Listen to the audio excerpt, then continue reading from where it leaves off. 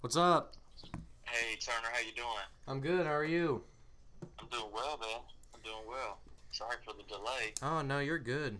You're good. I appreciate you wanting to do it. Man, of course, your father means a whole lot to me, Oh, and yeah. that gets passed on down to you. You've always been good. Plus, I think I've been watching you since when did the Bluegrass Stars start up? Is that fourth grade, fifth grade? It started like my second or third grade year. That's what I thought. Yeah, Mm-hmm. that's what I thought. I think I've been around you for a little bit. Oh, yeah. All right, you want to get started? Sure. Yeah, I'm ready whenever you are. Okay, cool. Yeah, so I'm just to start every podcast. I just have everybody talk about their background. So I mean, what led up to how you are today with everything? Uh, really, when I was young, my parents were farmers and truck drivers and not really into sports that much, but we would go stay with a family sometimes that just was crazy about UK basketball. Like, was crazy about it. And so, I was super competitive and loved different sports. And so, since they liked it and wanted to play, I liked it and wanted to play and wanted to be better. And just kind of actually just completely fell in love with it when I was probably 6 years old. And probably but by the time, so that'd been 1990. By the time 1992 rolled around, it was like a obsession. I Oh, mean, yeah. a crazy obsession. Memorize every player on every Hmm. NBA roster. All where they went to school. All that type of stuff. So, really just being a competitive person, just allowed to, pour myself into basketball. Gave it a great outlet for me. Gotcha. What athletes? It could be in any sport. I mean, not Okay. just basketball. What did you look up to growing up? Ooh, that's a fun question. Um, I'll have to just give you a couple. Mm-hmm. Um, so King Griffey Jr. for Mm-hmm. sure. Um, a little bit later, I mean, I was in my teens, my early teens, but Tiger Woods, 100%. Mm-hmm.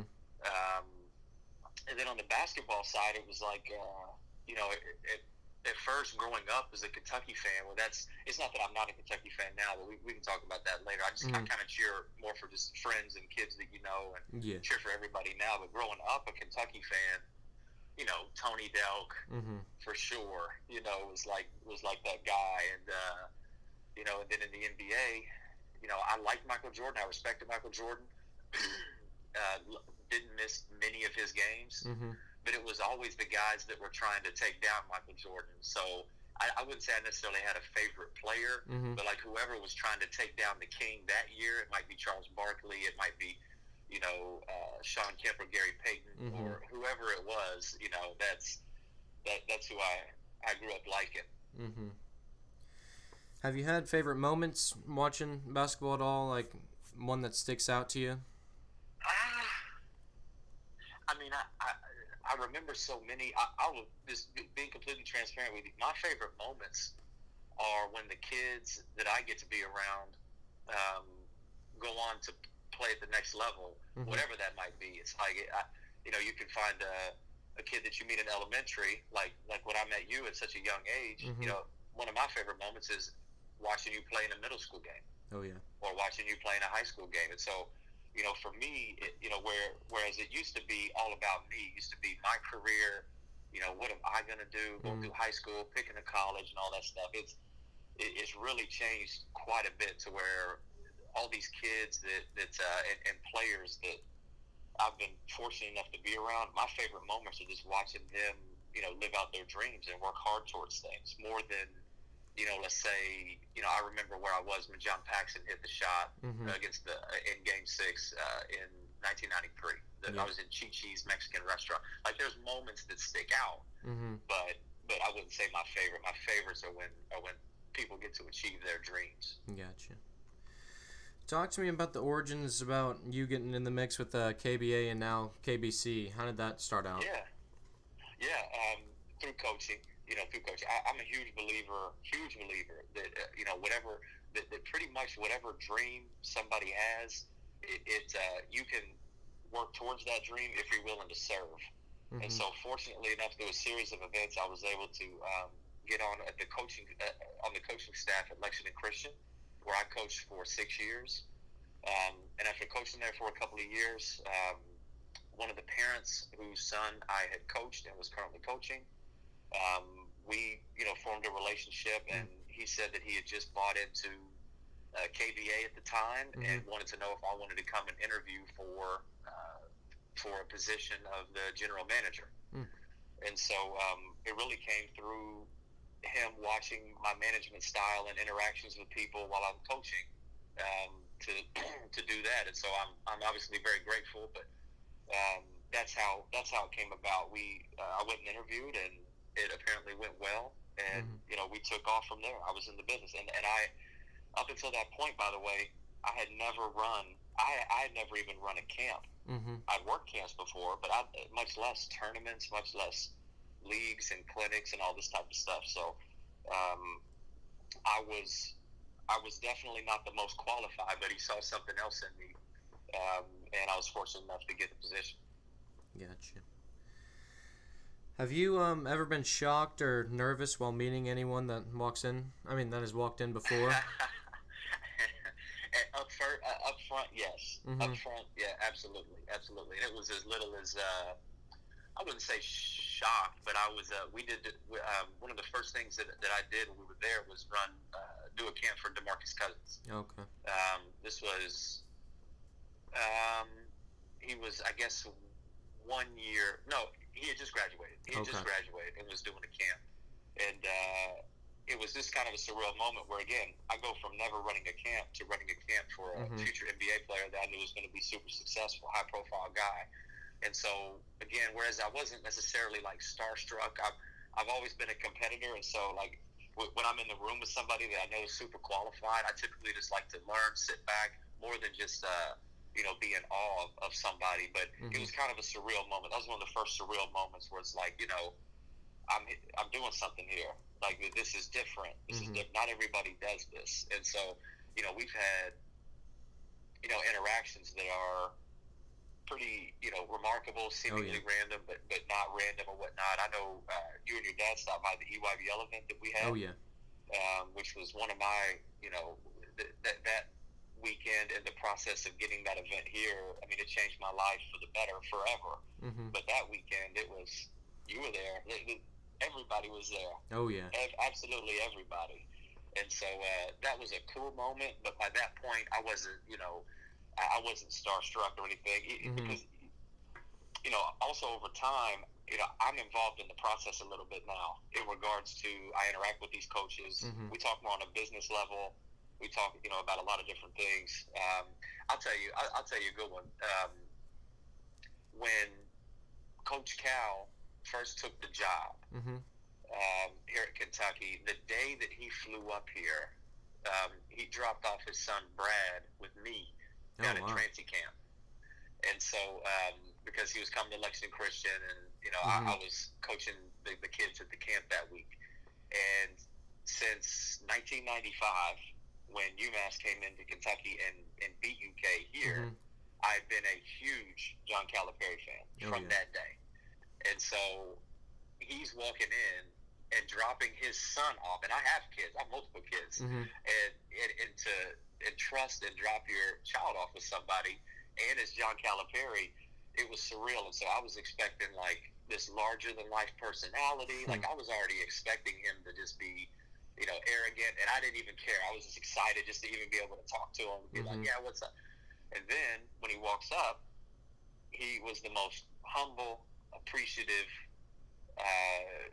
down-to-earth type person.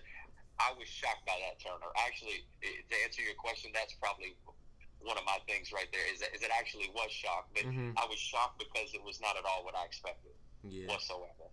And he's continued to be that for years, contrary to what anybody would say or want to believe. But that was probably that moment right there, actually. Gotcha. Did you ever feel stressed out by doing, like, the camp stuff or being thrown into the loop so early with the general manager and stuff, like even with, like, camps or tournaments?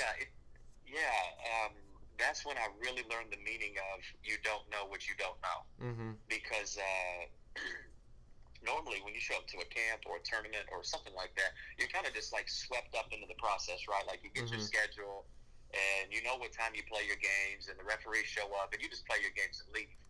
And so I was thinking it was that easy. It's like, you just kind of turn on the lights and things just kind of happen or whatnot. And I very quickly realized that was just far from the case. And there's been many, many, many stressful moments, and mainly a lot of them up front were me not knowing what to do, so I would make a mistake. I make a mistake on the schedule that I didn't catch, and next thing you know, now one of the courts is 2 hours behind, and that messes up the rest of the schedule. Or you leave somebody off the schedule, you only schedule them one game instead of two, just because you're scheduling hundreds of games. And I've made all the mistakes many times, but a lot of the stressful ones too come that are out of your control. So some years, we would have 85 teams registered for the 8th grade state tournament, but they're calling for snow leading up to that weekend. And so on Friday morning, we have 85 teams, but by Friday at 5 o'clock when the first game starts, we have 62 teams. And it's not like everybody dropped at once.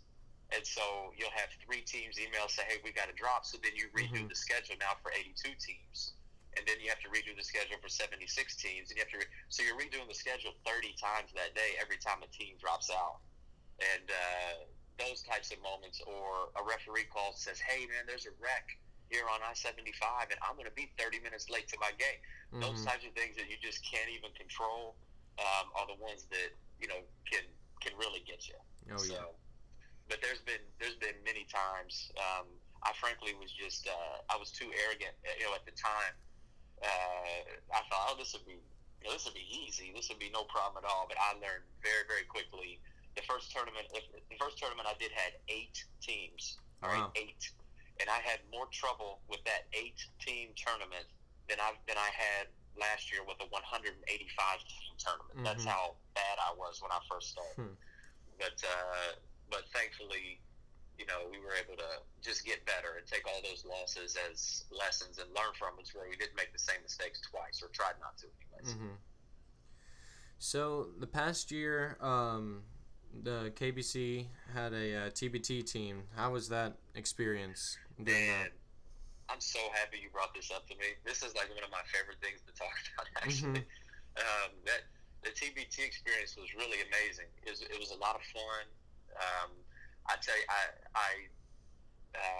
you get spoiled. You get super spoiled. It'd be very hard to go back to coaching, guys that are just learning how to play when you're coaching Chris Lofton and AJ Slaughter, right? Like that's just a major different type of vibe. And so, but it was really cool. We've been able to.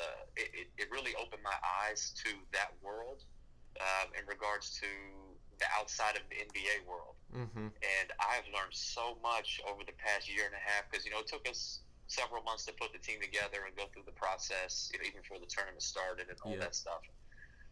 It's allowed me. It's really opened my eyes to once you're done playing college basketball and you decide to go into those pro ranks, it does not matter if you are, a McDonald's All-American coming out, or if you're Trenton Thompson, who played 4 years and was an AI All-American. When you're playing that pro basketball, just because you played at Kentucky does not mean you've got anything for Trenton Thompson when he's coming down that lane. And so I love it because it's almost like a reset button. Because people will think, hey, if you went to Asbury, there's no way you could play at UK. There's just no way. There's no way.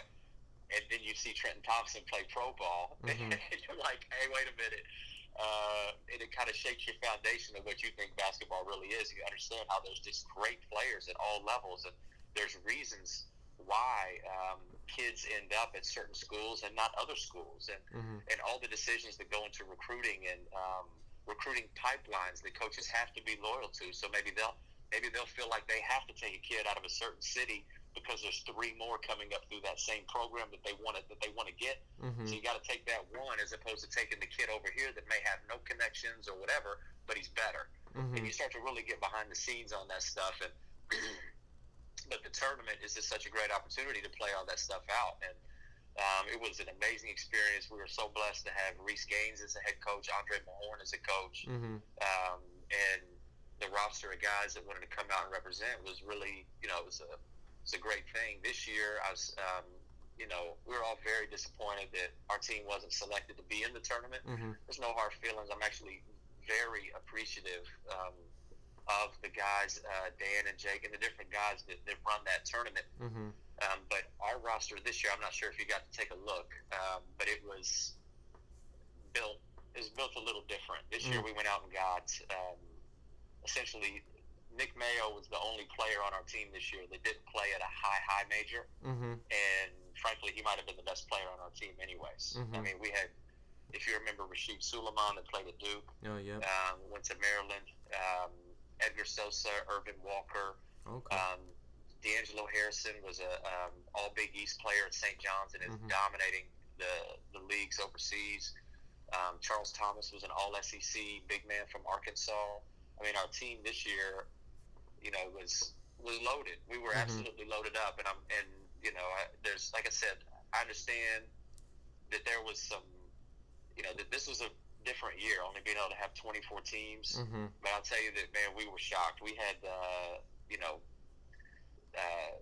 Scotty Hobson was close. I think he would have ended up jumping on, but then, at the end, there were some big time players that if we would have got in, that we would have had, that people would have said, "How in the world did you pull that one off?" But it just wasn't meant to be. So I'm enjoying watching it this year. So this is so much fun to watch. I'm glad to have basketball, and I'm really thankful for those guys for pulling this tournament off and the work that they put behind it. Because I really believe that if this would have went poorly, that it would have had an impact on other sports starting back up, and potentially the NBA starting back up if things would not have been done the way that it's been done. So it's an amazing thing, and I'll promise you that we will have a loaded roster that will be participating in the tournament next year. Oh yeah, I can't wait for that. Yeah. And speaking of that, with some of the teams, I mean, it's kind of like, how you said with even like overseas, and like the big names, like even some of the teams got in because of some of the names that they signed, like with Overseas Elite. You have like 4 former NBA players who have not played overseas, which is kind of questionable. Yeah, again, the criteria that those guys used, I think they were doing their best, because this year there's no fans involved, and so it's all going to be, they're looking for storylines, and I don't blame them. I mean, they had to do what was right for them. That's why I'm saying I have no hard feelings. They looked at our roster, and we tried to put something together where all of our guys went to high major schools so that we can pull people from all of those high major fan bases. But for whatever reason, they decided not to go with it. But I tell you what's fun is watching this Marshall team. Oh, yeah. That, some of their players look like, honestly, guys that, still play at the YMCA or whatnot, and they're out there busting people's heads just through, fundamental basketball and just bombing threes, Oh, yeah. And so that's what makes this so much fun. Then beating the money team, like, again, I'm not cheering for anybody. If the money team would have won, I would have said, "Oh, that's cool. I really don't care." But it is fun to watch. And the Elmore brothers actually, I used to do some camps and different things up in West Virginia.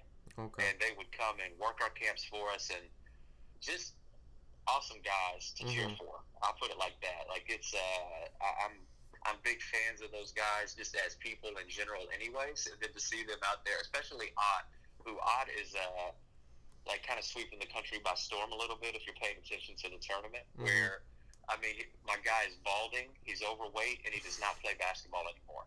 And he is like organized basketball, okay, I'll say. He's not playing professionally or anything like that. And for him just to come out and it's like 5 for 6 from 3, 4 for 6 from 3. Yeah. How is this even possible? But it's just what makes it so much fun, man. And then here they are. I think they're in the quarterfinals, about to play today for a chance to go to the Final Four. Pretty amazing. Oh yeah, definitely.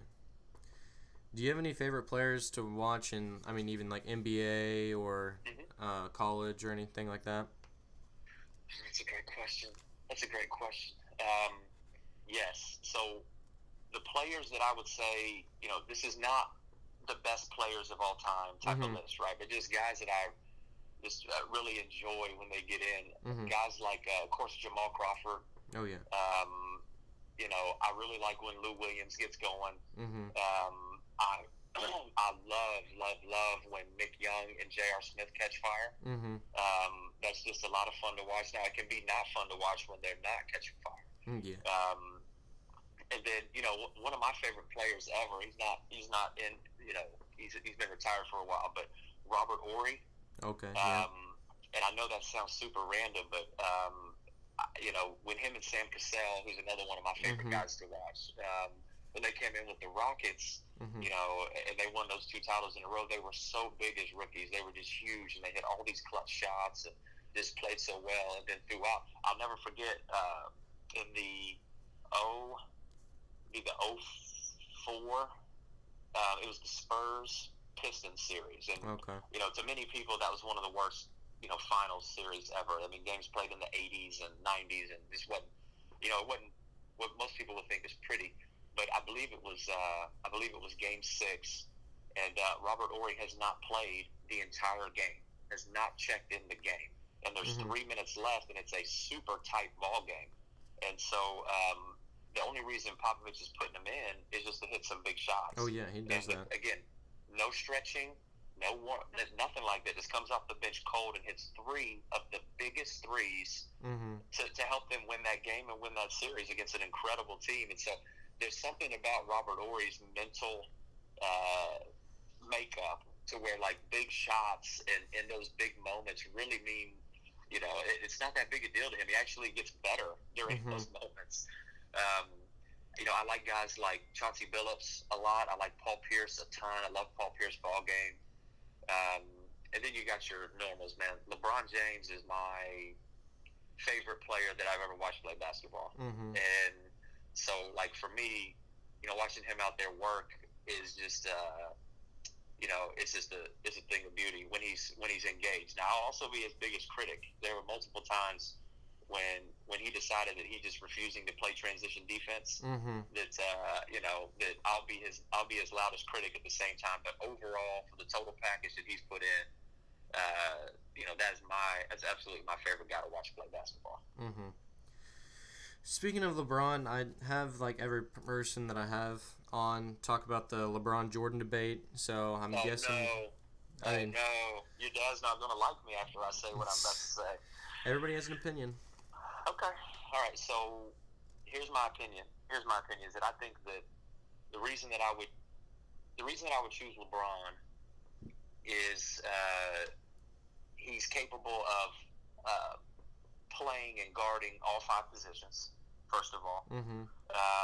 to be his height and his size, and then for a period of time, he was the fastest guy in the NBA, Mm-hmm. with and without the ball. To jump as high as he could jump, it was really, you know, and still, even right now, it's still unfair. But what I really like is his willingness to include the team, and a lot of people use that against him. Even though Mike, you know, had his moments with Steve Kerr and John Paxson when he's making that pass, right? Mm-hmm. And where a lot of people take this argument is that because I would say LeBron, I don't like Mike, or I'm knocking Mike, or Yeah, it's that. literally not that at all. To me, there's no wrong answer to this question. If somebody tells me Michael Jordan, I'll say, good point. Mm-hmm. You know, I can see that. Just a matter of personal preference. But some of the things that, you know, I don't think that Mike played against the best competition. You know, in that documentary, he's sitting there talking about how he's got guys, you know, smoking and drinking in the locker rooms. Mm-hmm. You know, that's what he was playing against for a time. And I'm just thinking, like, that would be an impossibility today. I look at the teams. You know, I was actually having a conversation with a friend yesterday, and this kind of topic came up, and I was like, let's look at the Lakers this year and the Clippers this year. Mm-hmm. Name a team that Mike Jordan played against in the finals that would definitely be better than either of those two teams. Tell me a team that Mike Jordan played in the finals that was as good as the Golden State Warriors teams that he had to play against. All right, now what about those Spurs teams? What about that? I mean, I think that it's just a different era and a different competition level. Mm-hmm. And what I really think, a lot of my friends, you know, what it comes down to is that Mike is just their favorite player, right? Like, there's a lot of nostalgia involved. Whenever you're young and you've got that hero, you know, it's hard, that emotional block and that nostalgia feeling, you know. Whereas when you were introduced to LeBron, you might be at a different time in your life. Things might not be going as well. You might not be as carefree, and so you just don't latch on to a LeBron like you latched on to Mike when you didn't really have any responsibilities or anything going on. And so for me, you know, there's quite a few reasons, but my personal preference is that LeBron James is the best player that's ever played basketball up to this point. So that's where I'm at. Gotcha. So you've been watching basketball for a good amount. You've seen kind of the, I don't know, just like style of play. Do you think that the traditional big man is still like usable today? Man, that's a great question. I think absolutely. I think absolutely. You've seen this transition though, and you know, I don't mind it. I really don't mind it. There's some basketball purists that prefer, you know, a traditional 1, 2, 3, 4, and 5 sort of rotation and lineup and different things like that. But you know, I don't mind the evolution of the game. I actually kind of like it to see Jokic and the way Jokic can play, to see Joel Embiid and the way Joel Embiid can play. Think of Giannis, right? Like when Giannis really started to make a push 2 years ago, like a push to where you could be a super, very special player, he honestly reminded me of what I saw of young Shaquille O'Neal, where you just bully people, you're ultra athletic, you're super long, you know, and but back in the 80s and 90s, they would have had Giannis as just a straight post, you know, 5 feet in, 6 feet in, sort of post player or whatnot. And whereas Giannis is absolutely the exception. For every one Giannis, there is a million players that should not be trying to do what Giannis is trying to do. Okay, that's not what I'm trying to say. But I do like the evolution of the game. I don't think that the traditional big man is out, though. I really don't. I think that, you know, when Anthony Davis needs a bucket, where does he go? Down low every time. Even when LeBron James needs a bucket, when Mike Jordan or Kobe, when they needed a bucket, where did they go? 10 feet and in, right? 10 feet and in. Yeah. So, you know, we can say all we want that the big man is going away. It has morphed a lot. Like, you don't have your, you know, your Mark Eatons and your John Concacs and like your traditional bigs. You know, great touch around the rim, physical. You know, you don't really have that as much anymore. But let's think about the teams that are the top teams right now that are looking to make a push. Like the Lakers are huge. Oh yeah, they are huge. And so, you know, if you're not playing bigs, you're not going to be able to compete with that. The Bucks are huge. Oh yeah. I mean, they are big, man. And you know, the Clippers, they have good side. I mean, they can roll lineups with Kawhi or Paul George at the 2. Yeah. You know, and at that point, you know, so I do think so. I had a conversation with a buddy a couple of weeks ago, actually, about Shaquille O'Neal in today's game. And, you know, I was fortunate enough to get to watch his entire career.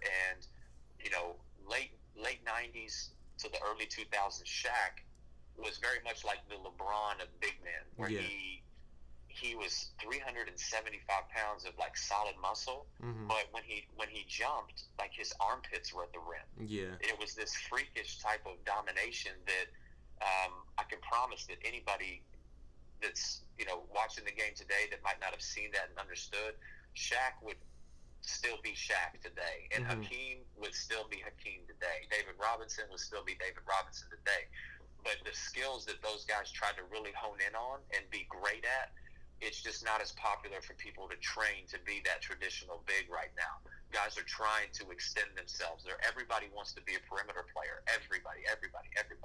And so, whereas back then, like, yeah, David Robinson was athletic enough. Hakeem, if you listen to the greatest of all time talk about Hakeem, I heard Tracy McGrady talk about it the other day.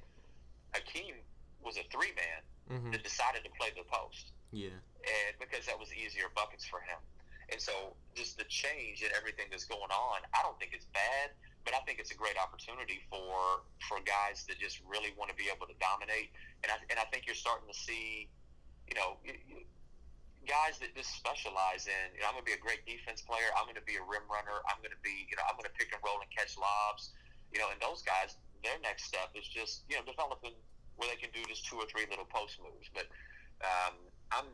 I'm really okay with what the game is, but I do not think that the traditional big has gone away. Like, there's no more need for it. I just think people don't train for it anymore. Yeah. Yeah, I can definitely see that. So you've seen a good amount of levels from like grade school to high school to even pro. Do you want to? I mean, do you think that there should be any changes at any level? Oh boy, that's a good question, man. I'm telling you, you're going to get me into trouble. Yeah, I think for me, I have for the longest time, I've never been a fan of the fact that college basketball players are treated differently than the rest of the normal students. Mm-hmm. Who can go get a job, or they can go get a paid internship, and they can do all these different things. And I'm glad to see. It seems like in January, I think, for everything that I've understood, like starting in January, players are going to start to be able to profit off their likeness. Mm-hmm. I think that's amazing. But you know, I think that's a major thing, a major issue that needs to get fixed. And I think there's proven models that actually don't take anything away from the school whatsoever. They don't take a dollar out of the school's pocket, and it's just more just open and fair to where the players can be treated like everybody else. And that's the major change. And I think once that's changed, that'll trickle down, and help fix a lot of other things. There's basketball in particular. It's gone well. Mm-hmm. Like I like basketball. I think everybody likes basketball and knows that it's been a progression and an evolution of the sport. But for me, I like to stay very, very open-minded, and I don't hold on to something in the past just because that's the way that we've always done it. Mm-hmm. My business mentors who have been very successful would always ingrain in me early on that if that's the reason, your business is about to die. If the only reason that you're doing it is because that's the way we've always done it, you're on the path to failure. Yeah. And that's actually played out true, in my life. But I think that, there's a lot of fear, there's a lot of hesitation. People don't know what it'll look like because they know that what they've done has at least given them, this level of success. So, but when you open up the door to something like allowing players to profit off their likeness, you don't know what you're going to get. You can have colleges just pop up out of the blue. Stetson could be, an Elite Eight team here in a couple of years or something. And that just makes some people nervous. This makes a lot of people nervous. And but to me, that's no reason to still allow kids to be held back when they don't have to. People traditionally think the way you got to do it is you have to be broke while you're going to high school. You have to be broke while you're going to college, and then you start your life out. And I think it makes people uncomfortable to understand that a Mikey Williams, who's out in California, who's just a monster right now, it really rubs them the wrong way to think that at 16 years old, he's able to earn more than them at age 45. Makes people uncomfortable. And the fact is that, potentially if that 16-year-old, let's say that Mikey had just invented an app, all right, and that app went crazy and all that stuff. Well, it seems like people would be okay with that. Why are they not okay with it in sports? Yeah. What's the difference? And so I think that, again, this open-mindedness, this really needs to continue because I love sports. I mean, very few will love sports more than me, but at the end of the day, it's really not that big of a deal. At the end of the day, when you're talking about people's lives, and you're talking about their livelihood, their ability to change their family tree, why would we not want people of all ages being able to earn that money? And so that's one of the major changes, and like I said, I think that will trickle down. And there's others at different levels, but I'll say two. I'll say that one, and then I'm going to leave a bunch of different issues alone. But here's the next one I'll say that's a little less serious. All right, this was a little less serious. Is that something about playing zone at a young age. All right, probably up through even fifth grade or something like that. I don't mind if you sprinkle it in every once in a while, but when I see second grade teams come out there and they're playing zone, it's bad preparation. It's horrible preparation. It's absolutely horrible preparation, and it doesn't even teach you the game. And then, unfortunately, even with the zone, they're not even really playing the zone because the zone actually includes so many man-to-man principles that you have to know. That's why we teach shell drill, right? For man-to-man. And so that's one of the things that I would encourage, even if you don't even know what you're doing, still man-to-man, you can figure it out over time.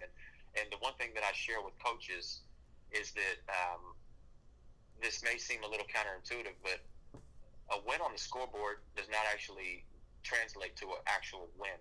Mm-hmm. Because I've seen so many teams and so many players who, they just dominate through fifth grade. I mean, dang it, they just dominate, or they may even dominate through eighth grade. Mm-hmm.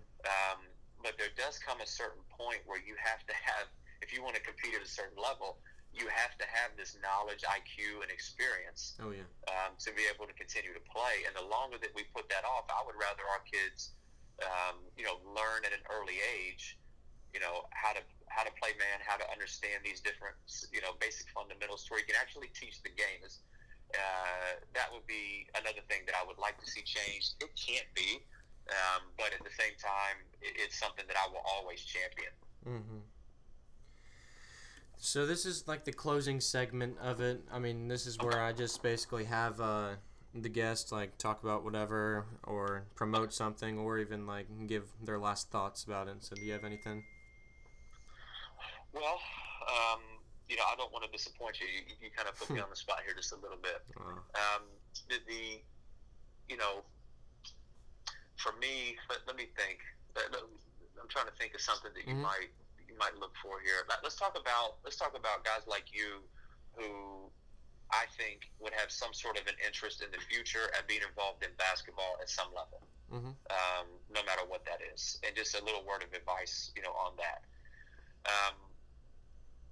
Whatever you're trying to do, whatever you're trying to break into, let's say it might be coaching, or it might be coaching.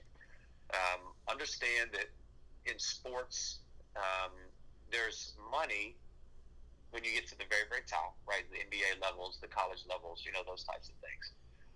But if you're going into any sport, but I'll talk specifically about basketball, and your concern is money, how much am I going to get paid? How much is this?